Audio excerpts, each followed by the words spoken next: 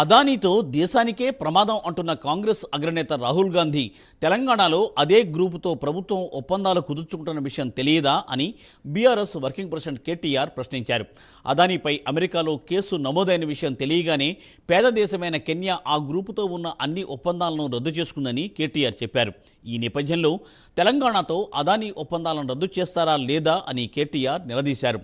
రేవంత్ రెడ్డి ఇంట్లో అదానీ 4 గంటల పాటు చర్చలు జరిపారని, భోజనం కూడా చేశారని కేటీఆర్ గుర్తు చేశారు. కాంగ్రెస్ హైకమాండ్కు తెలియకుండానే రేవంత్ సర్కారు ఒప్పందాలు కుదుర్చుకుంటోందా అని కేటీఆర్ ప్రశ్నించారు.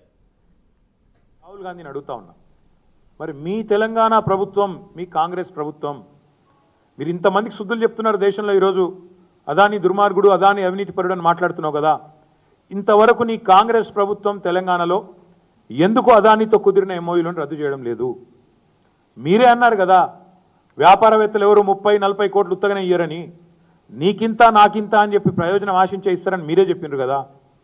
మరి ఎంత ఆశించి మీరు అదానీతో 12,400 కోట్ల ఒప్పందాలు కుదుర్చుకున్నారు? వాటిని రద్దు చేసి మీ ముఖ్యమంత్రికి ఫోన్ చేసి ఆదేశం ఇచ్చి అదానీతో ఉన్న ఎంఓయూలు రద్దు చేసుకోమని చెప్తారా, చెప్పరా? దయచేసి మీరు స్పష్టత ఇవ్వాలని చెప్పి రాహుల్ గాంధీ గారిని కోరుతా ఉన్నాం. ఢిల్లీలోనేమో కుస్తీలు పడుతున్నట్టు పోజులు, అదానీ గారితో మేమేదో కుస్తీ పడుతున్నాం, అదానీతో ప్రధానితో మేమే కొట్లాడుతున్నాం అని 10 ఏళ్ళు పోజులు కొట్టిండ్రు. ఆ 10 ఏళ్ళు ఇక్కడ మేము అదానీని రాకుండా మేము ఆపినాం. మళ్ళీ ఇక్కడ అధికారంలో కాంగ్రెస్ రాగానే రేవంత్ రెడ్డి గారు దోస్తీ చేస్తుంటే అదే అదానీతో ఎందుకు కళ్ళు మూసుకున్నారు రాహుల్ గాంధీ గారని మేము అడుగుతా ఉన్నాం. సమాధానం చెప్పాలని చెప్పి కూడా డిమాండ్ చేస్తున్నాం. అదానీతో దేశానికి నష్టమట, అదానీతో దేశానికి నష్టమట. ఇది రాహుల్ గాంధీ గారి ఉవాచ. మరి అదానీతో దేశానికి నష్టం అయితే దేశంలో అంతర్భాగమైన తెలంగాణకు నష్టం కాదా?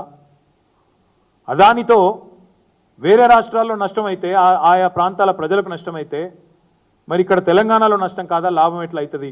రాహుల్ గాంధీ గారు చెప్పాలని చెప్పి మేము డిమాండ్ చేస్తూ ఉన్నాం. కాంగ్రెస్ అధిష్టానం మాటను కాదని, కాంగ్రెస్ అధిష్టానం మాటను పెడచెవిన పెట్టి అదానీ సామ్రాజ్యానికి తెలంగాణలో రేవంత్ రెడ్డి గారు రెడ్ కార్పెట్ ఏమైనా పరుస్తున్నారా? ఇది కూడా తప్పకుండా, ఒకవేళ అట్లా జరుగుతున్న మాట వాస్తవమైతే మరి ఆయన మీద చర్య తీసుకుంటారా, తీసుకోరా? ఇది కూడా రాహుల్ గాంధీ గారు సమాధానం చెప్పాలి. అరుదైన